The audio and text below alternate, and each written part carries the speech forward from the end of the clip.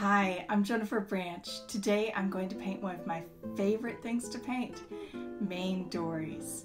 It's this beautiful line of these old wooden dories, and I'm painting two of them. It's just gorgeous. The light is glowing, the water just has that little bit of sparkle on it, so this is going to be a lot of fun. Let's paint. I start out with Arch Rough Press paper, 140 pound, a very loose sketch. I'm using an Isabey Squirrel Mop number 6, so my smaller size because this is a 9" by 12" piece of paper. And I'm just using Quinacridone Rust and nickel Azo Yellow, kind of mixing a little on the palette, a little on the paper. But what I'm really trying to do is capture that wonderful sparkle that you see in the photograph. It's kind of right before it rains. I think it was raining a tiny bit. It does quite often in Maine. And it's a gentle diffuse light that has kind of a sparkly glow over everything. So I'm wanting the rough press paper for this, and I want that sparkle, and that's really the best way to get the sparkle is to let the brush just hit the surface of the bumps and let the pits of the valleys in the paper show up as sparkle. So I'm still going to do a couple washes. I'm going to end up, because of this technique, mixing a little bit more on the palette than the paper because I'm using a lot of dry brush, obviously. And dry brush, it mixes best, it's in layers versus a flowing wash where it's all kind of going together in a wonderful mix. So over here is kind of tricky because I want the dark, heavier reflections, but then there's this sparkly light, and it's about the same colors, but the reflections are just underneath the boats, so it gets really interesting in here. This is one of the cases where, yes, you hit it and get out, but it's a good idea to go back in a couple times. So leave the white of the paper. I'm going to be adding a few highlights in white gouache, but leave the highlights that the paper's giving you. That's why you really do want to use a rough paper for this one. I'm adding a tiny bit of Cobalt Violet to my mix with the Quin Rust and the nickel Azo Yellow, and it all varies some. Some splatter paint. Don't worry too much. You want it to get to some areas that you didn't plan on having it.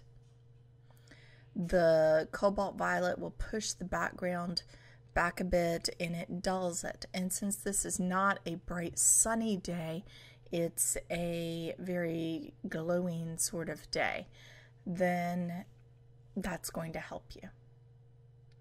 You want the colors to be a little bit dulled, but they're still going to just shine like jewels against that duller background. So even the bright reds and everything's dulled a little bit more than right straight pigment.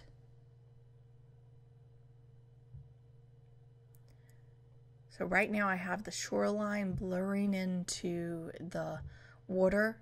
It's low tide, or very close to the lowest tide. So there isn't really a whole lot more, just that slight reflection, on the very surface of the water, but you can clearly see, because it is a tidal flat, you can clearly see the bottom of the water, as well as the reflection. Lots more splatter. I want those rocks to be randomly placed all over the place. Very interesting.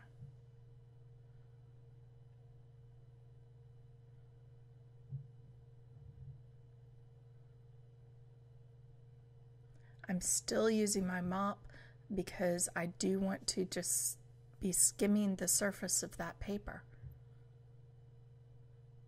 I don't want it too accurate. I'll go back and do a couple more accurate things with a round, but right now I'm just skimming it. I've added some Cobalt Teal to the mix now because the kind of muddy green tarp covering the nets. I love Dories. They're absolutely gorgeous to paint, and it's an old style of fishing that's just remarkable, beautiful. So I'm leaving I'm basically just painting the shadows here. I'm not really painting the midtones too much. Paint the shadows, leave the highlights, get out. Now the trickiest part of this entire painting is the little reflection of that's overlapping down here. It's tricky because it has kind of a glowing highlight there, but it also has a reflection of the boat, and then the other boat blocks it, and you've got that little edge of a glare along the side of the hull, and that's the trickiest part, so take your time with it. Honestly, I finished the entire thing and then went back and spent 2 more minutes, and I had it. Sometimes it works that way. You put it up and you look at it and you know what you were doing.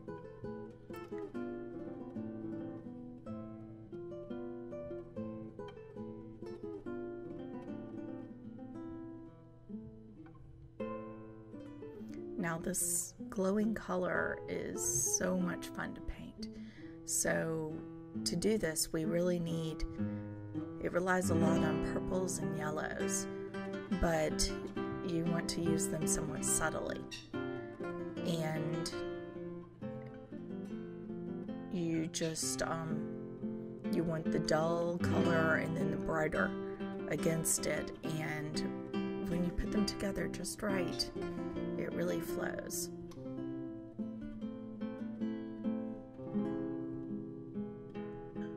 Some shadows on the underneath.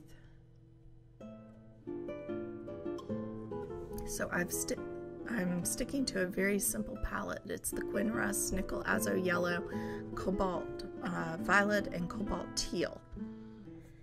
There's going to be a touch or two of Cad Red, and I think that's about all I'm going to use. Notice I haven't even bothered to paint the lower left of it because that's just barely going to be skimmed. No, I don't want much. Some nice Cad Red to brighten that red surface up.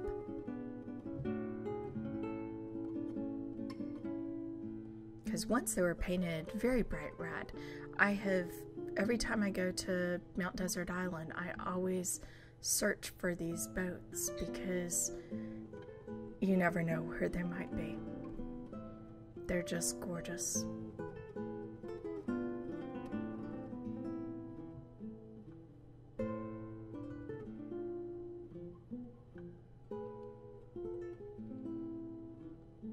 So I've painted them in a couple different places over decades, which is kind of fun.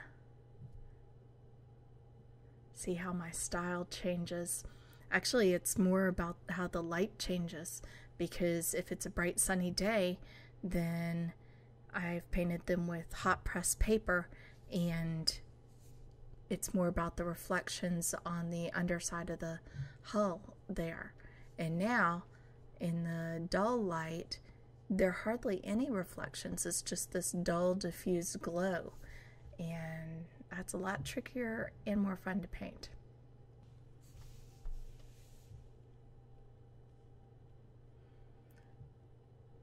And that's an angle that you want to get just right. So think about it, because it bulges out a little bit, and you want that, and you want the shadow, but you also want that reflection. I'm using the same Cobalt Teal that I used on the other dory to paint the tarp on this, just a little bit brighter because it's the center of focus, and it's also a little bit more in the sunlight, so I want to show that. But I'm still primarily painting just the highlights. This one's going to have a few more midtones in it.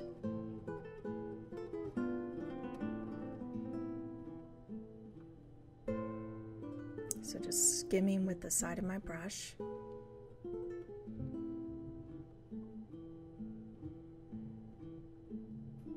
And I'll go back and add some Cobalt Violet with that to dull it.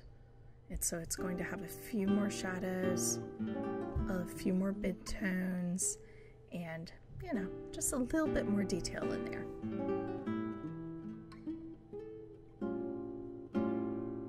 Cobalt Violet. This is a really fun one to paint. I hope that you try it because all that sparkle, it's just really fun.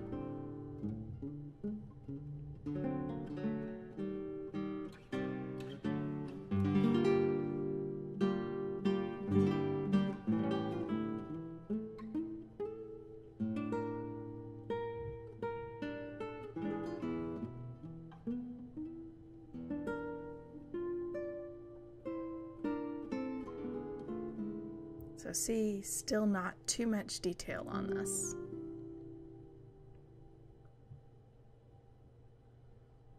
Now it's time to paint the hull. That purple and yellow juxtaposition. Very light hand here, not my usual heavy bold. But different paintings call for slightly different techniques. There are no rules in painting. I can tell you all sorts of ideas about how to make your paintings better, and that's really useful for beginners, or even I like seeing other artists' tips. But there are no rules. You use what you need to do to get the effect that you want. So if you're not getting the effect you want, you're not doing it right. If you are, you've done it fabulously. It's all in what you want. And today I wanted that bright glow with the sparkle. Oh, Maroon Perylene, I forgot about that. I wanted the dark red. I didn't want a bright pinky red like Quinacridone Red. I wanted the dark, deep red, which would also help me, you know, get the dark color that I wanted there. Very rich. Now, I probably could have skipped that and just mix Cad and Quin Rust, but, you know, limited palette, but why not use it if you have it, right?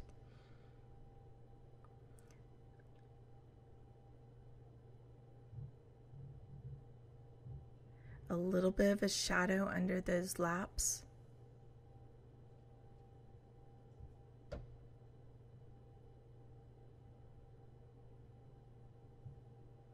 And a bit more over there.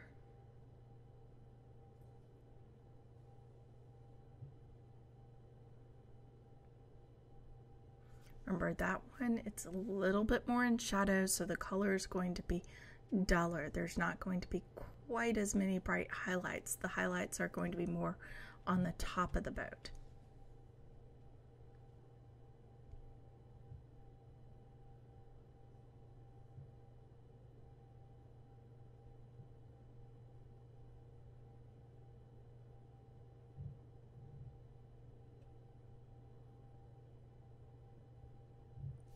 Now here's the tricky. I'm just skimming the very surface of those waves. So just as when we were painting reflections, see, it's just barely touching the surface. Not much to it at all. Just the tip, and it's a fairly dry tip. Just barely there. So the mop is capable of the great big sweeps, but that's not what I want right here. I want the dry brush barely skimming the surface. So a little fussy. And really, I don't know anything that can do that quite like a squirrel. You can, squirrel hair. Okay, so I've switched to the sable here because I'm ready for some details. I'm almost done with my painting. I'm at the fussy little stage where eventually you just have to slap your hand and say, get away from the painting. Because one more little stroke, but that could ruin it. Just one more thing. It's a very dangerous words in painting. So I'm doing the couple little details. I want to show that, hey, this is a wooden boat and these are rough old wood and it's been painted 100 times and all that kind of thing. So I need some deep shadows and I want it a little bit choppy, which I got some of with the mop, but I also want the glowing whites against those choppy shadows. And that just, I need to work a little bit more around it, but the color, really the layers of the reds and the 3 different reds in there makes that.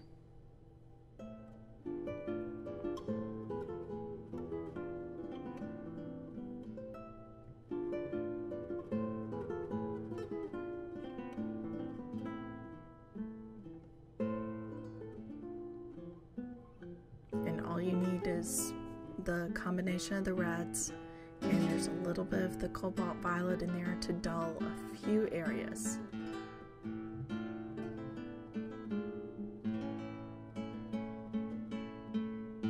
Just keep it simple and let your brush dance.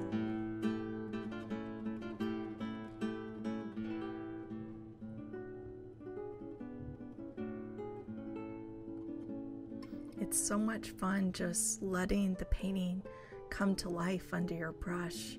You know, put on some music, have some fun with this.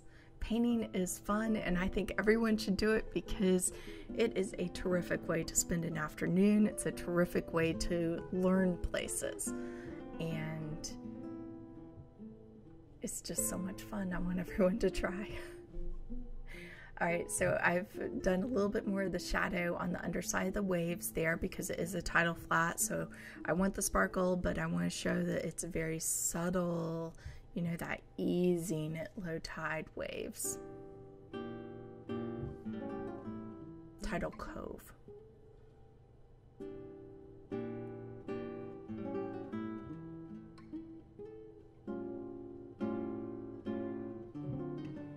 Little bit of darker with the Quin Rust is another good dulling color.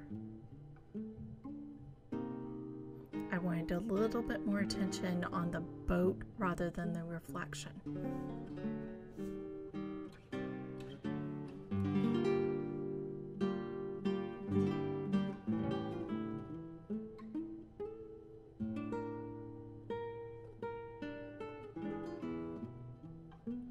The sable sits down into the surface of the paper more than the squirrel. So 2 different hair brushes, a nylon would sit down more than the sable. So 2 different brushes for 2 different sort of techniques.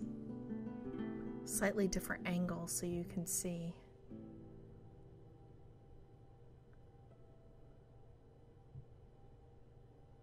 See the fussiness in the last stage.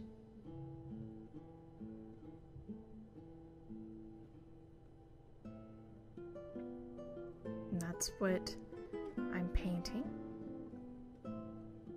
So you always keep in mind what you're painting. If you're not able to have it right in front of you, you keep it, a picture of it, your sketchbooks of it are ideal. You keep all that information in front of you and don't just look at the painting.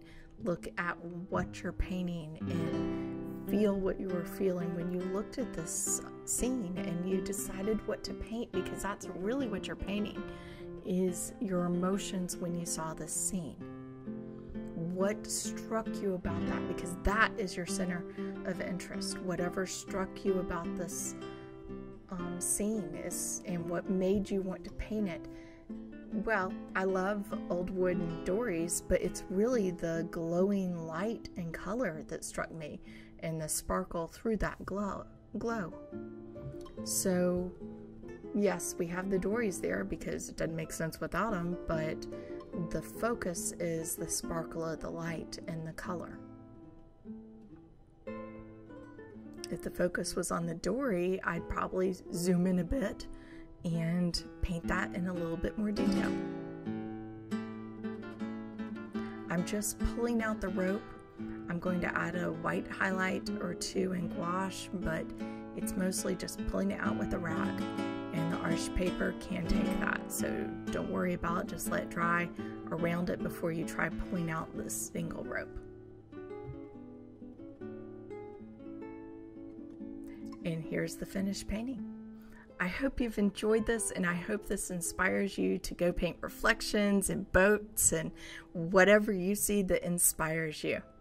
Here's some more paintings that you can watch the tutorials on how to paint, and I have lots more information on my website, paintingwatercolor.com. If you like this video, please give me a thumbs up or subscribe. Thank you so much for painting with me, and thanks for watching. Happy painting!